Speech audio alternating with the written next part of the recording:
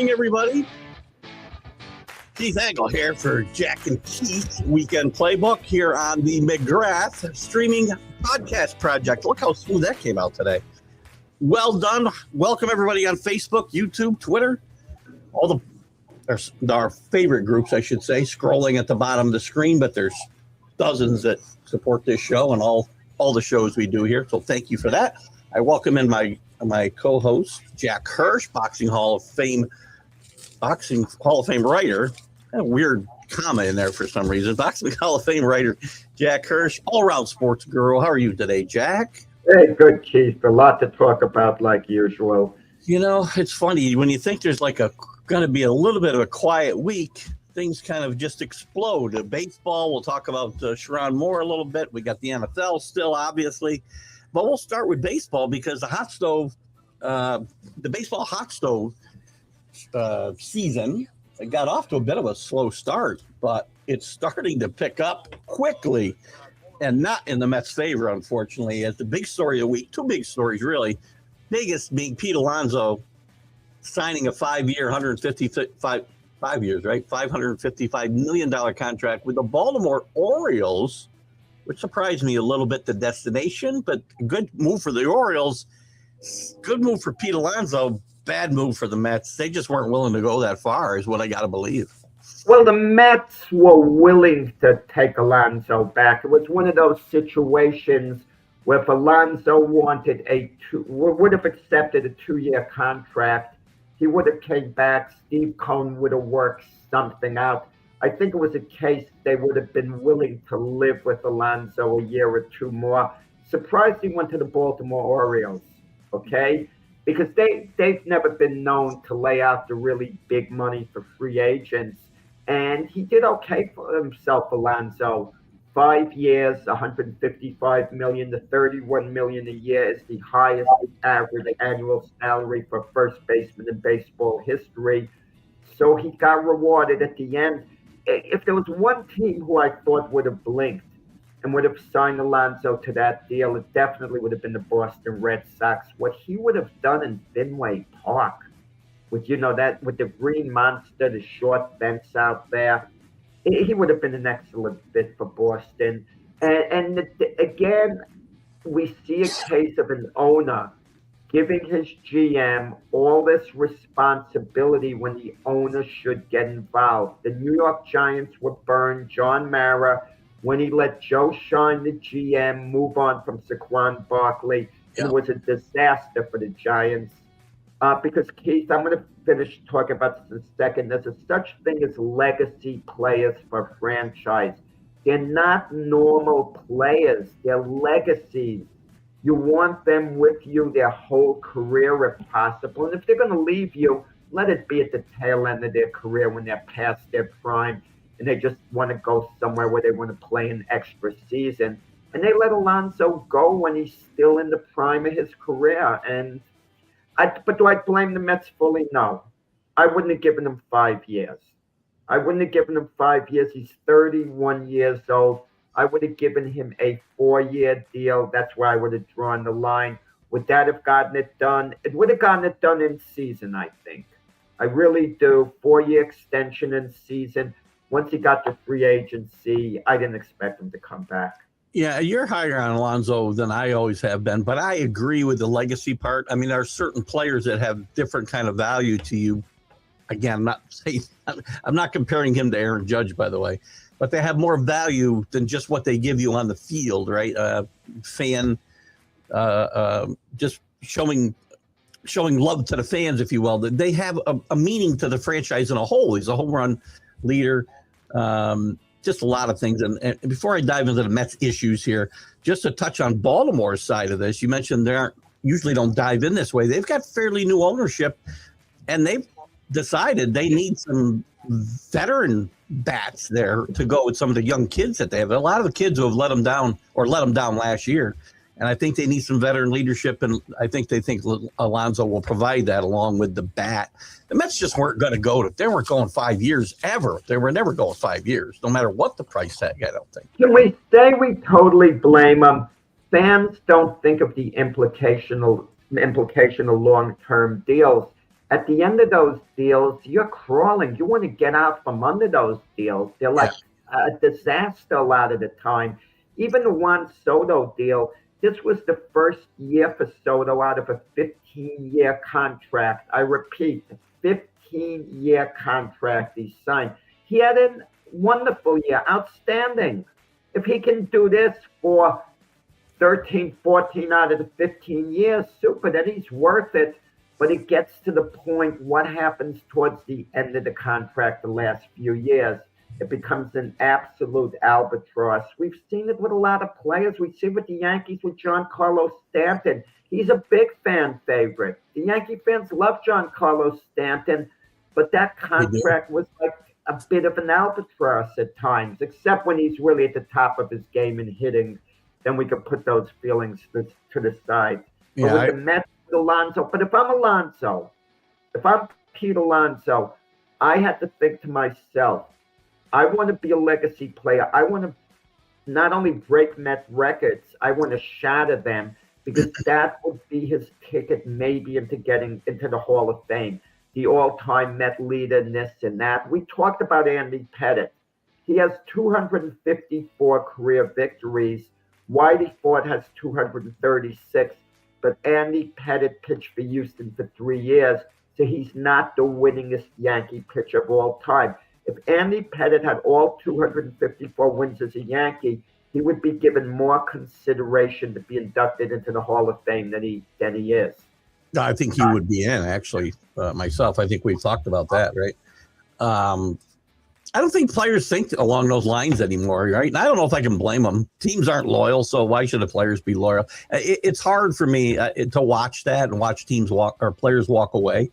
While you were talking, I had something I wanted to throw in there about what you're talking about, and it's totally slipped my mind now. Yeah, well, maybe with Edwin Diaz.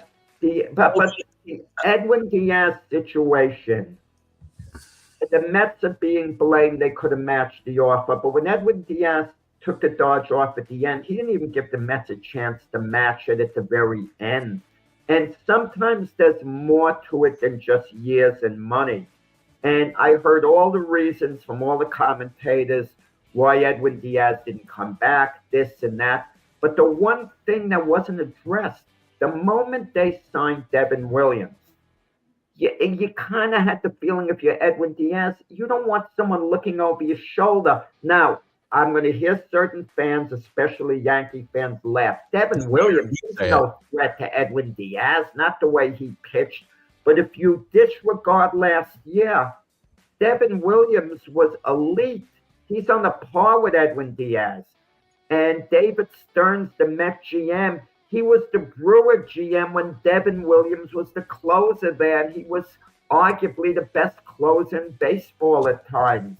And you don't sign a reliever for $17 million a year to be a setup man for Edwin Diaz, even though had Edwin Diaz signed with the Mets, he would have been the primary reliever. But as soon as Edwin Diaz would have run into some trouble, guess what?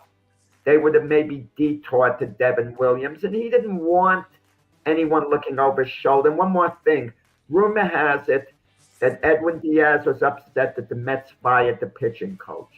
And if you're really close with the pitching coach, you might say, screw it with this organization. You fire him. I don't want to be with you anymore. By the way, Devin Williams is a really good pitcher, a great pitcher with great stuff with the Brewers. He was their number one closer for like one season. One season. That's it. I mean, he doesn't have a long track record. I can't just throw out last year, because this was like, this guy's got 8 or 9 years of, 35 plus saves. He doesn't. And he's a really, really good pitcher. But in pressure situations, I don't know what I'm getting with him. And I can't just throw out last year, because I watched him pitch. And how many games I watched him pitch in last year?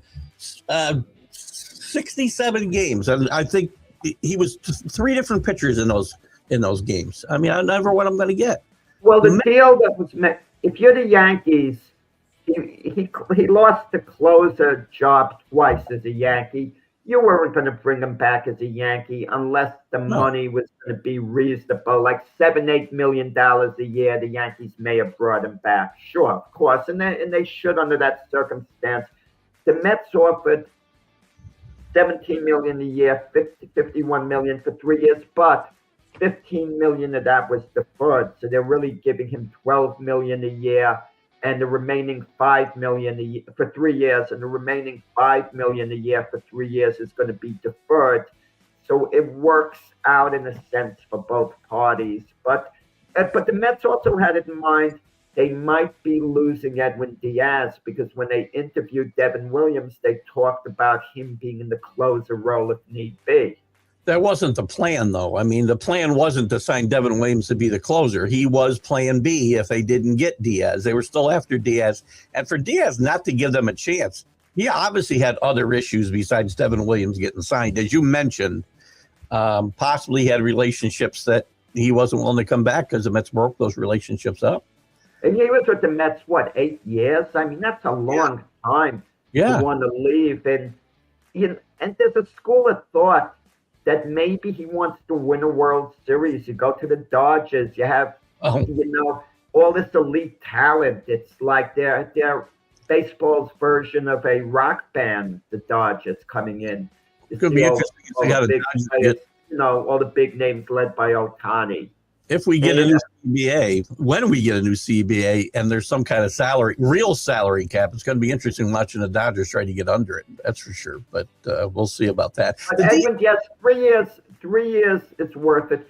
Look, in free agency, you're always taking a risk on a player, and this is where people go wrong in their thought process, Keith.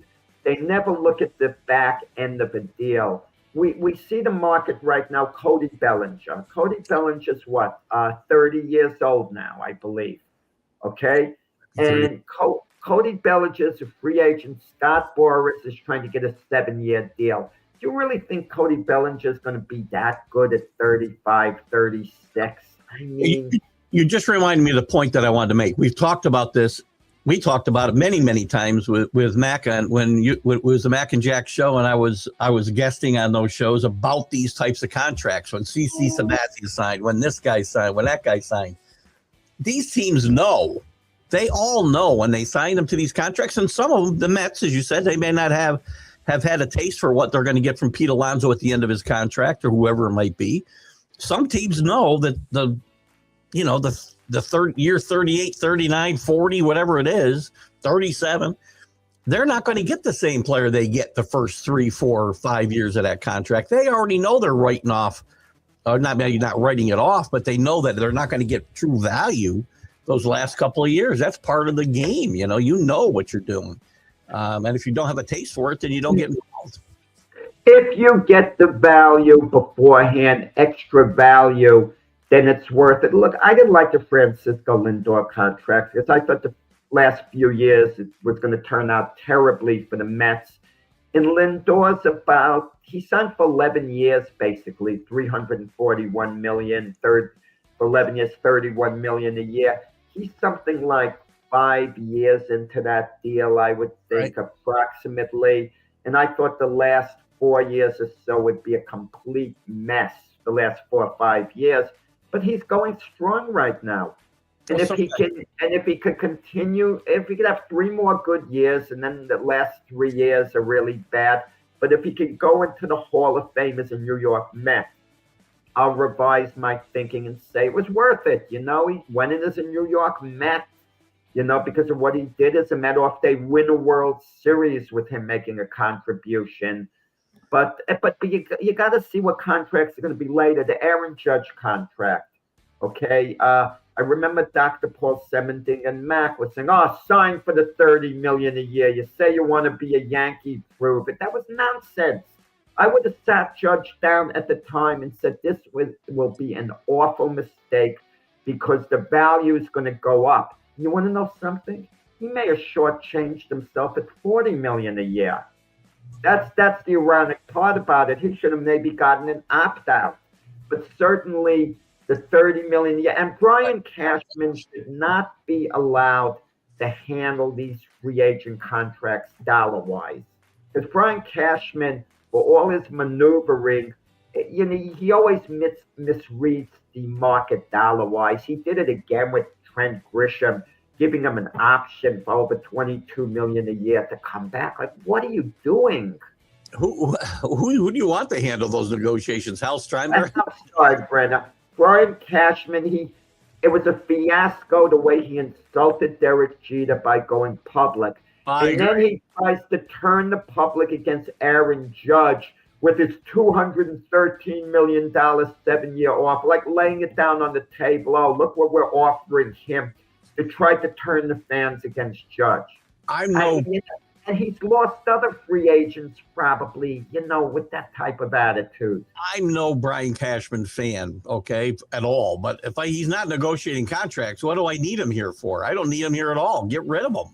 Because if Hal Steinbrenner's doing it, these guys aren't going to get paid the same way, because Hal wants a budget, basically, and at least he talks about it, and then Cashman never sticks to it. But you need Cashman to fill in the places, project how good someone's going to be. In the case of Cody Bellinger, the Yankees reportedly want to go 5 years for Bellinger as a free agent, which seems very reasonable to me. Now, if Bellinger wants a 6th year, I don't feel comfortable with it. If I'm Hal Steinbrenner, I talk to Brian Cashman, can we really afford to go 6 years? Do you think he's going to be a good player in 6 years? And Cashman, that's one of Cashman's strengths.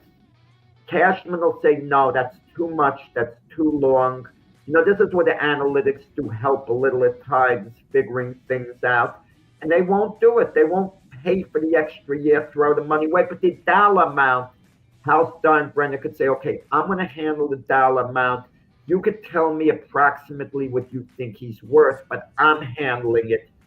I'll handle the negotiations, and you could advise me. Well, I truly believe when it comes to Cody Bellinger, I think his price tag has gone up this week because the Mets now are going to be involved because they need a first baseman. And he's about the only guy who plays first base that's available in free agency that's any good.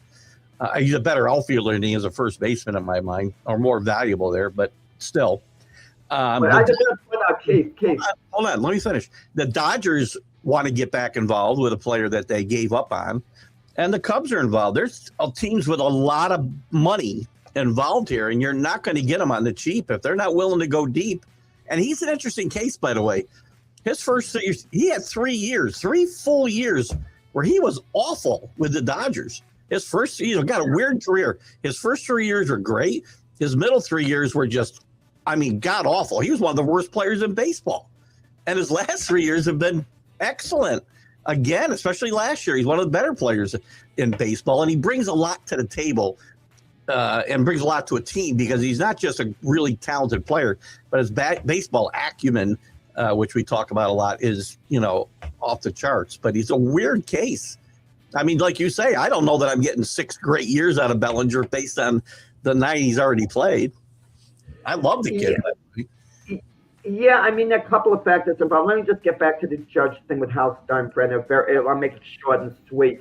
Yeah. The deal got closed because Hal Steinbrenner called Aaron Judge up, and he finally closed the deal. If Hal Steinbrenner didn't get involved at the end, there's a possibility Judge would not be a New York Yankee because of the way Brian Cashman was fumbling, that so-called negotiation. Wow. In the case of Bellinger with the Mets, consider this factor, Keith. Steve Coniona has $22 billion. If you're a lifelong Met fan, you're a lifelong Yankee fan, I assume, from the beginning, correct? Yeah. Okay. If you have $22 billion, you want the Yankees to win bad enough, you might sit down and think, okay, $20 billion, $22 billion, I'm willing to lose up to $2 billion to get a World Series winner, and you're going to up the ante. You're going to outbid anyone else. You can do it. You don't have to be as careful with your finances. If you set a $2 million budget to lose luxury tax contracts, this and that. So Steve Cohen could be a very dangerous man in this if he really, wanted to.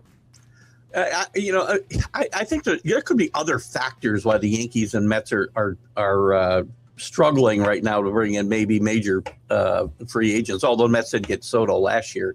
I'm not going to get into the whole political climate in New York City, but I think it may play into players' thinking, by the way. I won't dive into that. What I want to focus on with the Mets, though, is when it comes to Alonso and Diaz, they're most important free agents they had out there. From all reports, you say that, as you said, they didn't get a chance to bid on Diaz. There are reports out there that they never made Alonso an offer before he signed because he already knew where they were going to go.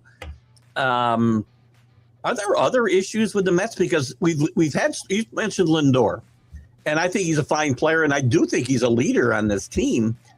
But stories have leaked out. We had stories 2 years in a row now about him and McNeil getting into it. We didn't hear about it during the season this year like we did the last time. But him and McNeil getting into it, and it was him and I can't remember who else. There was an outfielder, I think, that and Lindor is involved in both cases. Are there clubhouse issues in New York that we don't even know about? Yeah, I mean, they keep them in the house. Med manager Carlos Mendoza is, of course, going to say there are no issues. Reportedly, when McNeil won the batting championship, like 3 years back, Lindor promised to buy him a new car. And it took him forever to come through. And with Lindor's money, believe me, I mean, he could afford to buy him a new car. I just bought a new car. Give me a break. I mean, I'm not going to buy you a new car, Keith. I mean, I can't afford to start buying other people new cars. But Lindor could easily have kept his word on that immediately. And, there might be issues there. You know, we hear about Juan Soto, that him and Lindor, they get along, but it's business-like. You know, it's not like this rapport there. And even in Soto's case, you know, you saw Soto when he was on the Yankees. He seemed to be a lot happier than he was with the Mets. But that could change quickly, the clubhouse dynamic. You start winning, having a good time. But the Mets are going to make a splash. They are going to sign Kyle Tucker. I agree with you there. You think so? And I could see them giving him a 10-year deal if need be. Tucker's age 29. I could see them, if push comes to shove, going to age 39. But then again, is Steve Cohen listening to his GM, David Stearns? Because David Stearns, to his credit, isn't abusing Steve Cohen's money.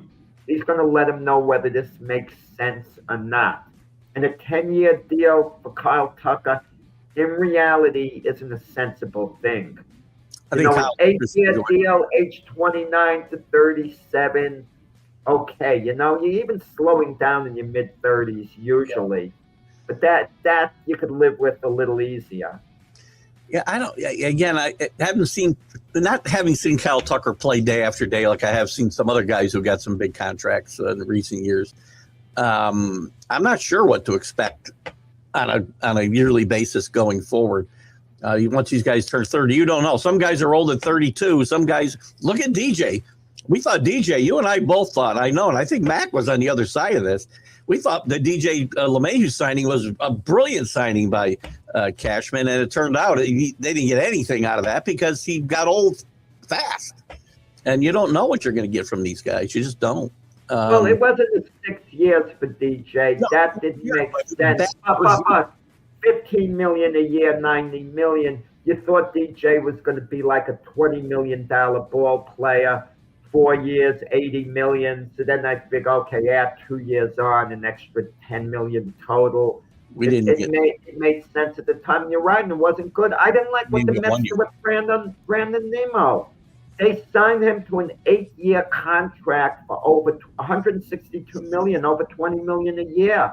And he wasn't a $20 million a year ball player, Brandon Nimmo. He wasn't then. He's not now. He's a nice player to have. Don't misunderstand me. A nice player to have. But once you talk about 20 million, you're talking about a guy who's starting to go into elite territory. Yeah, I think the Mets are going to miss Brandon Nimmo a lot more than people think. He's a fan favorite. I think he was probably a good influence in that clubhouse. I think he breaks out because the ballparks are totally different in Texas and New York. I think his power is going to take a leap too. And Met fans are going to look back and think, I'm not saying it will be a bad. Marcus Simeon in the deal. Keep that in mind. No, I And know it's, Simi can play. Bad year last year, and I'm willing to give him a mulligan on that.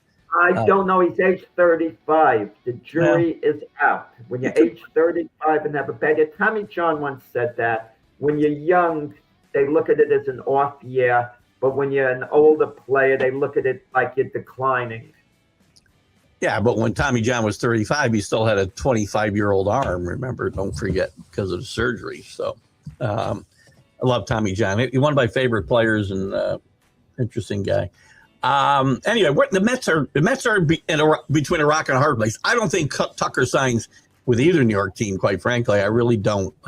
I see the Dodgers swooping in here again. Quite frankly, Someone is going to step forward and make him a big offer without a doubt. outside of the Yankees and Mets. Someone is going to step forward, and They're willing who to might diss it the be? Dodgers altogether. It might be the Dodgers again. You know, it might be Toronto. And I don't begrudge the Dodgers. If the Dodgers sign Tucker, I don't want to hear everyone complaining about, oh, they're buying championships. Look, last season the Milwaukee Brewers won more games during the regular season. The Dodgers came literally inches away from not winning the World Series.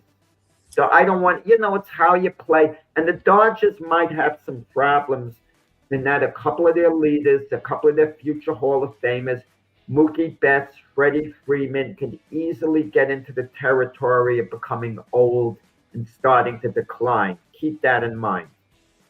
Scooble, the Tigers are giving signals that they're going to trade Scooble. No, they're not going to. You have to give up a boatload for Scooble. They're not going to trade him. What do the Dodgers have to offer? I have no idea what's in their farm system. They're going to want young guys and probably a player that can play now and a bunch of young guys. Anyone who gets Scooble is not going to make a deal for him unless Scooble is willing to sign an extension. He has 1 year left before free agency. Why would you deal him? Look, the Yankees did it with Juan Soto. They gave up some nice pieces to get Soto. It turned out to be worth it because they went to the World Series the one and only year. They had Soto, and they got Trent Grisham, who's starting his third year with the Yankees, and it's been a very productive Yankee. Last year was a very productive Yankee. He was horrible. Yeah. And obviously they thought enough of him to give him the qualifying offer. Foolish move. Over 22 million for Trent Grisham. Are you kidding me? You know what I would have done with Trent Grisham? If I wanted him back, I would have offered him a 2-year contract, 25 million total, 12.5 million a year. That would have did it for me. I wouldn't have gone 3 years with Grisham even. He had a super year with all those home runs, but that's more an aberration than anything else. Yeah, well, he's never done that before. And also his glove is way overrated. He got here, they touted him as, Willie Mays in center field. I never saw the glove, way looked that good, like they made him out to be. But it doesn't seem to hustle. I'm just not a big fan. Yeah, the bat came alive 1 year. I have no reason to think he's going to hit 20-plus home runs again when he's only done it once. I would have brought him back on a 1-year deal if it was 12 million, not 22. That I would have been okay with that. They will, again, to Jack's point, Scooble's going to have to get an extension before he gets traded for sure. Michael talks about a rumor. He hears about Glasnow going to the Dodgers. I'm taking out an arm problem for the best pitcher in baseball. I don't know if I'm making that deal if I'm the Tigers. I do fully. Listen, but if the Dodgers sign, trade for Scooble, they have to sign him anyone. You don't want him just 1 year, or it's basically a long-term rental. Yeah, well, that's a good point. I think he gets traded during the season myself. We'll see what happens. But if you wait till July, the trading deadline, it gets devalued. If you make a deal before the season, you can, maybe pick up some nicer pieces. The other big story of the week was really Kyle Schwarber. I don't even know about whether he listened to a lot of their teams, just re-upping for a lot of money, 5 years, $150 million with the Phillies. Good fit. I mean, he's played his best baseball in Philadelphia, and I think it's a smart move on both sides. But I'm a little surprised that he didn't spend a little more time shopping himself around. Well, the problem when you shop yourself, is the office might not be there. And then you're really stuck. That's why Alonso and Scott Boras jumped on the Baltimore Oriole offer. If you didn't take it, it gets withdrawn. What's out there? That's why a number of players signed early in the process because they didn't know whether the money would be there later on. Guys like Bellinger, Tucker are waiting a bit, and that might play out to their advantage. I would think it would, but you can never tell. We've seen situations with players in recent years where the demand wasn't quite there the way they anticipated. A Schwarber means so much to not only the Philly organization, but the city of Philadelphia. And it's a win-win. They gave him 5 years at a high annual, average salary, $30 million a year. And what was he going to do? Try to get an extra year out of the Cincinnati Reds and leave Philadelphia because they're giving him 6 years in Philadelphia, 5. And I guess the Phillies drew the line at 5 years. If the Phillies drew the line at 3 years, there's a good chance Schwarber's gone. If he could have gotten 5 years elsewhere, and the Phillies stay at 3. But the Phillies didn't look at him the way the Mets looked at Alonso. They really valued him. You know what I think? You talked about Schwarber signing early, Alonso signing quickly. I think Alonso's, two things. I think Alonso, Trevor Story, a couple other guys' situations last offseason where it lingered, right? I think Boros learned a little something from that, and I think some other agents will as well. Plus, the labor, the murkiness of the labor situation. I think these players are going to sign and get themselves in as quickly as they can. I'm a little surprised more signings weren't happening this year. The only big signings were the 3 we talked about, and Robert Suarez going to the Braves. A nice move by the Braves, by the way, getting Robert Suarez, who I think is a really good pitcher. And a nice move by Atlanta. Maybe they get back in contention. Scott Boras made a nice move by having Pete Alonso, who lives in Tampa, take the 1-hour drive or so from Tampa to Orlando to meet the teams, being as a free agent, basically to sell himself to them, where they would talk to him, interview him, get to like him, and it apparently worked. The Baltimore Oriole organization were impressed. But Michael Kay said something that was interesting when he did it. He said, that's nearly insulting for Pete Alonso to have to do that. Could you imagine Juan Soto driving to the winter meetings, meeting with the teams to talk, to try to sell himself? That would have been crazy to think that. But in the case of Pete Alonso, it worked. It was a good strategy. I'm happy for Pete Alonso. It's a good fit for him. He's going to go to an organization that can win, that he could contribute with. And I think the city of Baltimore is going to really fall in love with Pete Alonso. And when he comes back to Citi Field, unlike other players who've been booed by fans who've showed a lot of foolishness, I think the fans at Citi Field give Pete Alonso a standing ovation. And they're always going to have the warmest feeling towards Pete Alonso. And if they boo Pete Alonso, if I'm a ball player, I throw in the towel. I have zero loyalty to a city if they had the audacity to boo Pete Alonso, but the Met fans won't.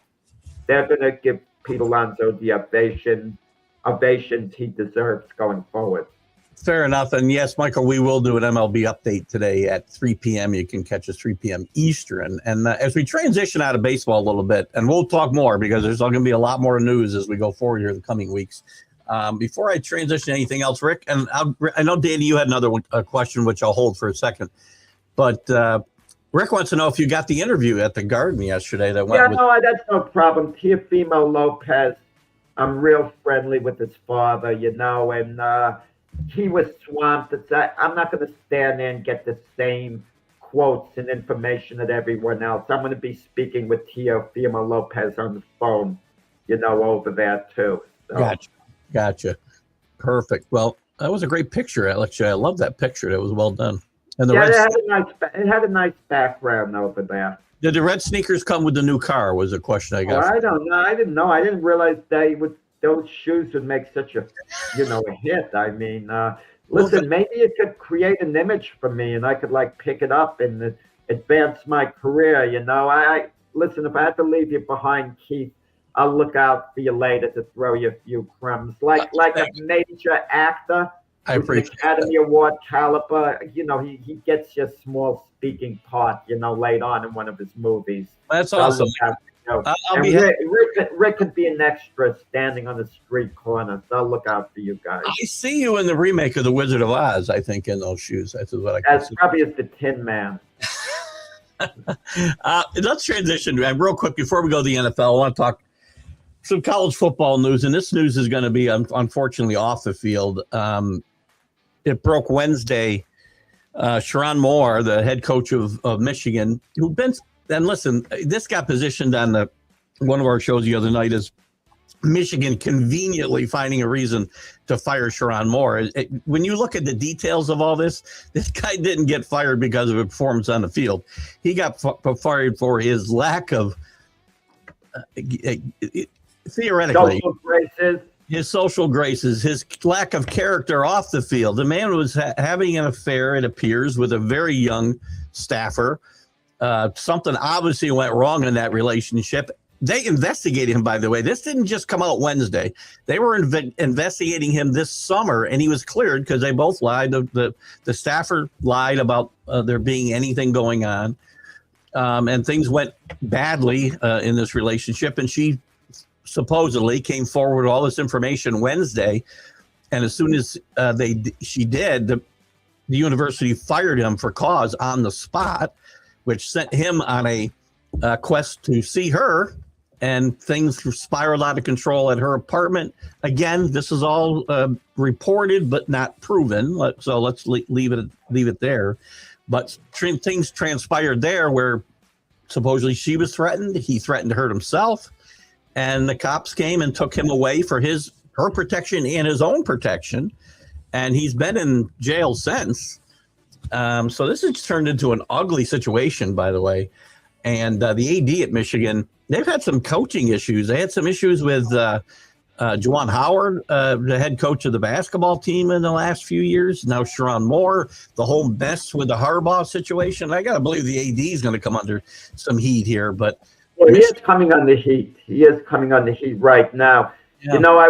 When you mentioned off the field issues, I was going to ask you point blank the question, was Michigan justified in firing him? And the answer is yes. I mean, when it gets to that point where you're threatening someone and the police have to arrest you and keep you in jail, for a day or two, I mean, how can you have this guy leading your university? If it was one interaction where the person made a mistake, shoved someone, for example, I don't condone that in the slightest. I can understand. Maybe there's a suspension, there's disciplinary action. Maybe you can keep the person, in the job on board still. But in a case like this, how can you? Keith, it happens again. I hate to see people ruin their lives. Yeah. They're given the job of a lifetime. Like we talked about this with Mark Sanchez. You're given a nice job, a nice position, and you ruin it. And you got nothing going forward, because when you try to get some type of job going forward, they look and see what's in your past, and a lot of times it works against you. And more, I mean, what he did and emotion and this, I'm going to say it in the politest way possible.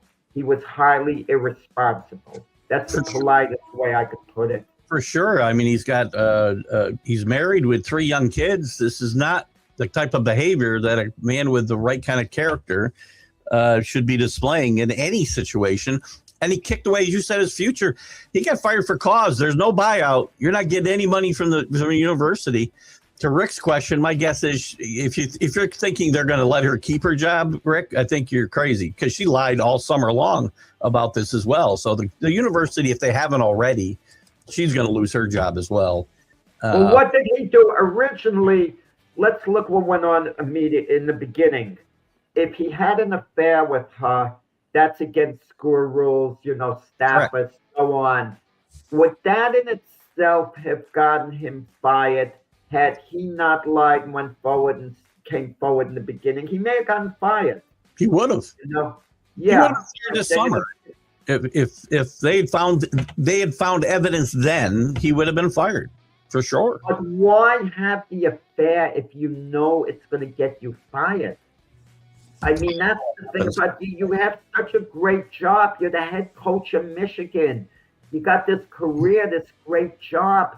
Why do something like that?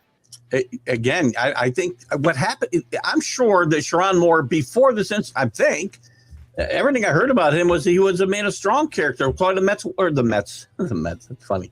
That's why the Wolverines program wanted him leading this team, because he had good character and the players loved him.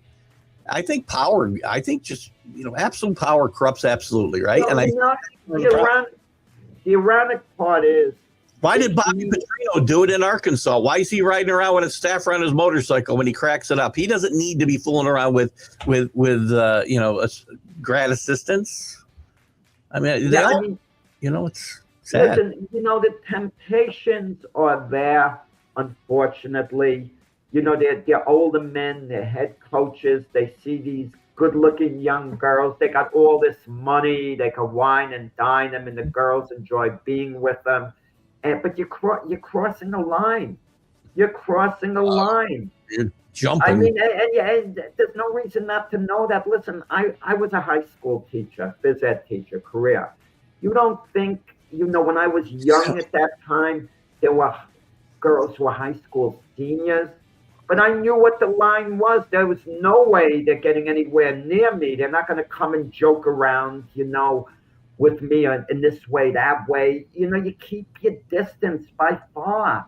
And these guys, I mean, they don't get it. The thing about it, an NBA coach or NFL coach, you might be able to survive this on a professional basis.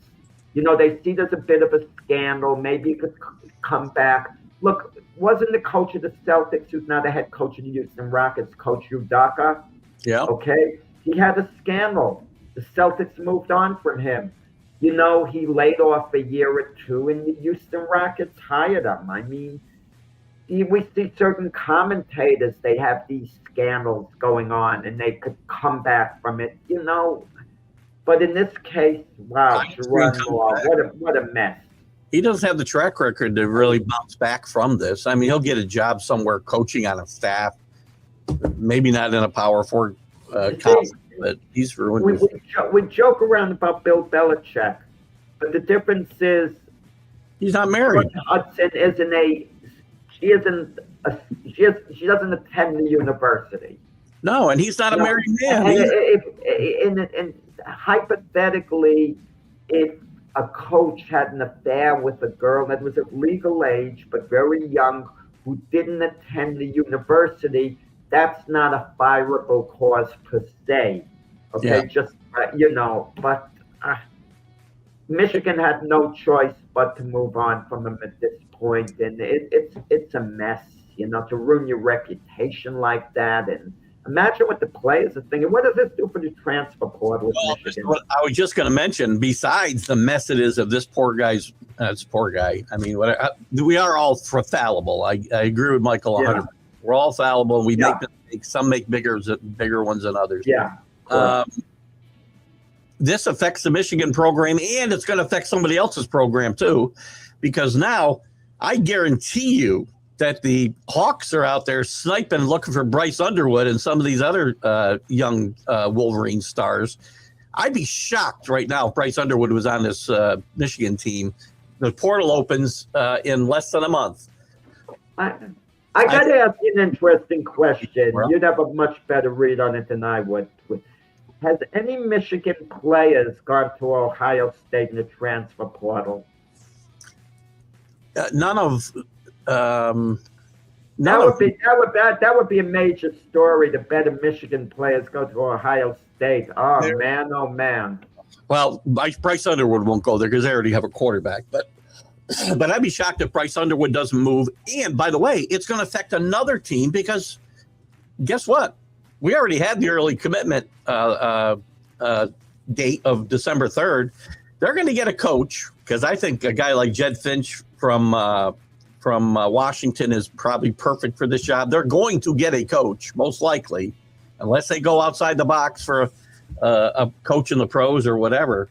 they're going to get a coach who's with an existing program now, and now that whole program's thrown into disarray because those kids will now hit the portal before they ever see the school, and the kids who are on the roster. So this is going to affect 2 schools at a minimum because you're going to have a chain effect where you take that coach's place. So it's going to be very interesting to see what they do with the coach. They can't wait long. I would expect to see a new coach in place there. This is very similar to the Nick Saban situation last year. It happened in January, right? I think, so it's a little bit earlier. But they can't wait long because we're already past the early commit for recruits, and we're quickly approaching the transfer portal date. So they're going to have to make a move here in the next couple of weeks. I think there's a new coach here before Christmas. And I don't know if anyone on their staff who they would look at as an heir apparent. If there's not, they obviously are going to go outside the Michigan staff. And maybe they take someone who's pretty established, like a Brian DeBall. There's some talk about him maybe going to college. They'd have a hard time selling Brian DeBall in Ann Arbor. Wait. At this point, they won't have a hard time selling anyone with everything going on with their school scandal, the coaching carousel. I think the Michigan fans just want to plug in the job now. Jed Fish was an assistant at Michigan before. He was also the quarterback coach for the Patriots when Tom Brady was there. So he's got some. What about a guy like Greg Schiavone, from Rutgers, going to a bigger program, Michigan? He washed out. Well, he went to the pros a while. Experience NFL, years of Rutgers. Maybe. I think they want a bigger name. I don't think that they're going to hire a guy who's been around forever. Failed. Yeah, but you see, you're thinking Michigan's got to make a splash. They do. I'm thinking they just got to fill in with someone competent. Well, if they do that, then maybe they go with. I'm trying to forget a guy's name who's the interim, who's he was a great high school coach. He's been an assistant for a long time now with Michigan, and I'm not coming up with his name off the top of my head. Great question. Has there ever been a case where a coach went to a well-known Division I school straight from high school, a hiring straight from high school? He wasn't an assistant anywhere else in college. He became a head coach, yeah. Head coach. Yeah. Notre Dame, and he just passed away last year. Jerry Faust.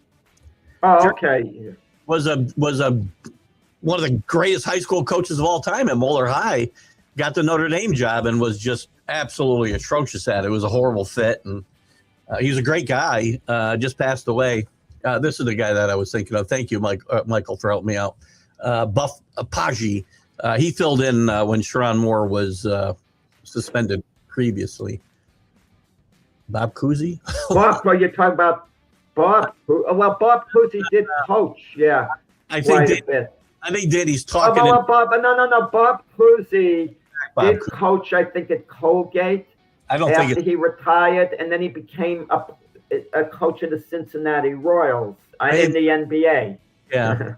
I'm going to guess, maybe I'm wrong. Danny often talks his comments, and it could be. I think it was Colgate with Cousy. Yeah. We'll see about him. So Jerry Faust is really the big, the poster boy for that. Gus Malzone almost. He was a great high school coach in Arkansas, and he actually almost he didn't quite become the head coach right away, but he used that as a springboard. He went with Mitch Mustang, if you remember the name. He was a big quarterback recruit. This is a long time ago. There's a great documentary out there about that whole situation. If you want to check it out sometime, if you want to see some of the underbelly of college football recruiting, it's interesting to see. This situation certainly warrants watching here the next few weeks. So maybe Danny does mean Bob Cousy. I don't know, but you could clarify that, Danny. Let's move on to the NFL.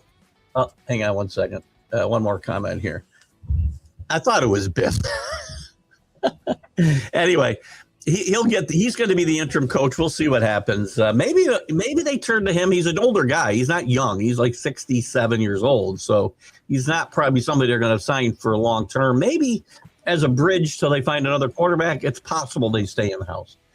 As you try to keep recruits and players to stay there. Anyway, switching to the NFL, And I will actually, before we talk about anything, let me go back real quick. And Danny wanted to know if he missed your Super Bowl pick. I'm going to tell you, it's looking terribly now. You know, it's inexcusable if you're the Buccaneers. You lose at home to the Saints and the Falcons. I mean, what the heck? Terrible. But they still have 3 games left. If they win their 2 games against the Panthers, they're exactly in the position I felt they'd go in going into the playoffs. The way the Buccaneers are now, I mean, they're atrocious. I can't defend them, and I can't say I think they're going to do this or that. Like, what the heck is going on at Tampa Bay? This team even Todd Bowles went off a 14-point lead against the Falcons, and you blow that game. You lose the week before to the Saints. The week before that, you barely get by the Arizona Cardinals. You're 1-6 in the last 7 games. I know when they lost 3 in a row, they had injuries. They were going against good teams. They were going to reset. They didn't reset. And let's see. The only positive thing is they can still wake up. If they win their 2 games against the Panthers, they're going to be in the playoffs. But they're dreadful right now, absolutely dreadful. I can't make any excuses for them. Not after last night. They have negative momentum is what they have. Baker Mayfield. Will the real Baker Mayfield show up? Is he the MVP candidate early in the year? Or is he the Baker Mayfield who would be erratic at times early in his career? Which Baker Mayfield is going to show up the rest of the way? This guy was an MVP candidate, 6 weeks ago, but now, and that's when the team was hurt. They were missing half their stars. As they've gotten healthier, they've gotten worse. Bucky Irvin comes back. Evans was out and came back. Goodwin was out and came back. And now with those guys all in the lineup, this team looks like it can't get out of its own way. And they're fortunate with a scheduling quirk. We talked about it before the show. In a scheduling quirk, they've got Carolina twice in 4 weeks. So that's where the division is. Carolina won't be easy to beat twice. No, well, not. Okay. The point is, it's easy to say, well, they still have their fate in their own hands.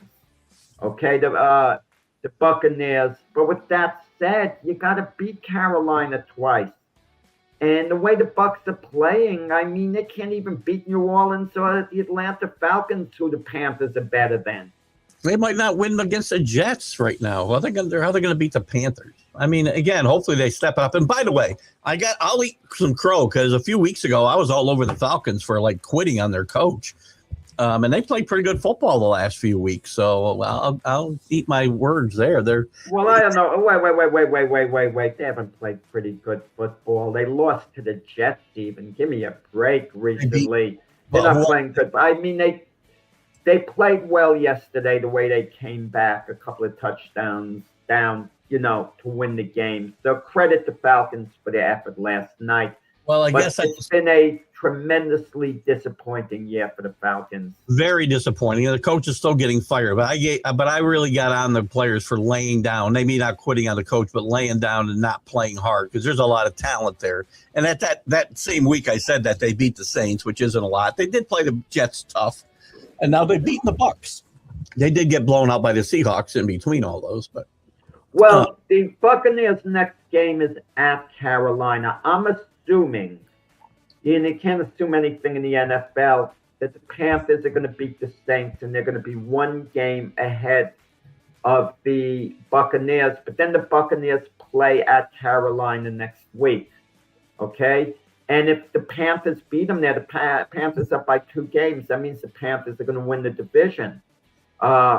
But if the Buccaneers beat the Panthers in their next game, they'll technically be in first place after that game. And their last game of the season would be at home against the Panthers. So, things could change. But like I said, the way the Buccaneers are playing now, it's absolutely dreadful. They're beating no one the way they're playing now. The way their defense was just atrocious. Cousins had a huge game, which he's had the last couple times against Tampa Bay that he's played against them. Kyle Pitts has the game we've all been waiting for Kyle Pitts to have for 3 years. So I don't know if that's a defensive issue or the Atlanta offense was just that good yesterday. Bijan Robinson has a big game. They give up over 5 yards a carry rushing. This was just a bad defensive performance, bad performance all the way around, and also the last drive that Tampa Bay had before Atlanta got the ball back when they were leading by 2. They get one more first down. That game's probably over, and they throw the ball second and third down. They got one first down. Then they end up throwing the ball second and third down, and you run no clock. They ran no clock when it got to around the 2-minute mark. They ran no time off the clock. You've got to find a way to run plays.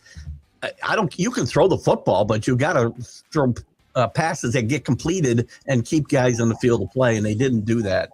So that's another example of bad clock management, which we've seen a lot of. Danny, no legacy players on where? There are no legacy players in the NFL, are there? Assuming anything in the NFL is akin to believing Jennifer Aniston says yes to your date. Well, she's married to Stallone, so why would anyone ask out? Who's she married to? Sylvester Stallone, right? Jennifer Aniston's not married to Sylvester Stallone. Well, who's he married to? You sure? Yeah, she was married to Brad Pitt. I don't know who she's married to now. Hold on, I got to find out. You sent the show spiraling out of control because I have to know who Jennifer Aniston is married to. There was rumors about her and Barack Obama, by the way, hooking up here a few months ago. You got to read 6. Obama's too smart to throw away his reputation and, scandal. She's currently not married. She's been married twice, once to Brad Pitt and once to Justin Theroux, who I have no idea who that is. So anyway, not married to Sylvester Stallone. Sorry. My bad. My apologies. Sorry, Sly. You really should be. Jennifer, I don't know who Jennifer Flavin is. Jennifer. Okay. Do we know Jennifer Flavin? I don't know. Oh, maybe that's who. That's who Stallone's married to. Okay. Great show, by the way. If you haven't watched Tulsa King, you got to watch Tulsa King. Great show. Sylvester Stallone stars in that. Games this weekend, Jack, real quick. There's some really marquee matchups, I think. Again, a lot of important games because of playoff implications, but you got Bills, Pats. You got Lions and Rams. You got Packers and what did I write down there? Packers and Broncos. Colts and Seahawks. Even the Dolphins and Steelers now has a little bit of juice to it. This is fun. This is going to be a fun Sunday. You can't help but have meaningful games at this point. Yeah, no matter how it plays out. Is there any path for the Buffalo Bills to still win the division and not overtake New England? Oh, absolutely. If New England falls on their face, first they got to win Sunday. If they win Sunday, if they win Sunday, where does it leave us? They're still a game behind. Let me just double check that. How would a tiebreaker work? Well, assuming they split, then it would be division record, which I'm going to try to find you right now. Buffalo did lose to Miami. They did. Division record right now, the Patriots are 3-0. The Bills have 2 losses in the division, which is not a good sign. Yeah. Well, but if Buffalo beats New England would have 1 loss in the division. Correct. And They'd be a game behind in both the tiebreaker and the actual division. So, big game in Foxborough, and I like the Patriots. Prove that, and the Patriots have something to prove too, because there's a lot of naysayers saying they're not champions, but they're paper lions, let's say, because of the schedule and whatnot. They don't get to make up their own schedule, right? This isn't the NCAA where you pick the non-conference teams you want to play. That isn't the way it works. You play who you play. They've gone to Buffalo. They've gone to Tampa Bay, which doesn't look as good right now. They beat a good Carolina team by 30-some points. They played, and the teams that they played that they were eyeball to eyeball with last year, they've been beating like 20 points or better. Their point differential is like 3rd in the league. So they're beating teams up. They're not just winning games. I don't think New England's looking at it like winning the division and finishing Buffalo off necessarily. I think they're thinking in terms of getting the bye. The bye in the playoffs. They're competing with Denver right now for that. I think that would be on their mind a little more. Yeah, I think it is as well, because I think that home field advantage would be important. One less game in your advance. If you automatically win, it's like you win a game automatically without playing it. And then you're at home the rest of the playoffs. And I do think the more important for Denver, because I think Denver's a really tough place to go play. They can get ready to play. And Rick, by the way, yes, great. I forgot all about Army. I forgot about it for this show. Army Navy tomorrow in their standalone game, which who knows how many more years this will last, where they get this whole weekend to themselves. I'm going to pick Army in this game, and the most underrated coach in the country, and Jeff Monken. They can pick Jack. We'll just pick this one straight up. Oh, I mean, Navy should win this game. All right. Yeah, I mean decisively, I would think. Navy's got the better record on paper. On paper doesn't mean anything in this game, though. It's going to be a lot of fun. I love the Army Navy game. Just very quickly, does this mean as much to Army and Navy as it would mean to Ohio State and Michigan to win? Yep. Is it as intense? Yep. I would refer you to the book. John Feinstein, who I'm sure you're familiar with, great writer, wrote a book called A Civil War, which is a tremendous book, and it follows these two teams throughout their season leading up to the Army-Navy game. Tremendous book, and it tells you all you need to know about this rivalry. It's really good. So, any boxing news you want to fill us in on besides your interview, Jack? No, I was at a press conference last Wednesday to announce the Teofimo Lopez Shakur Stevenson fight. It's going to be at Madison Square Garden January 31st, which is great because the Garden historically has been known to have, the biggest fights, even though it hasn't necessarily played out that way the last few decades.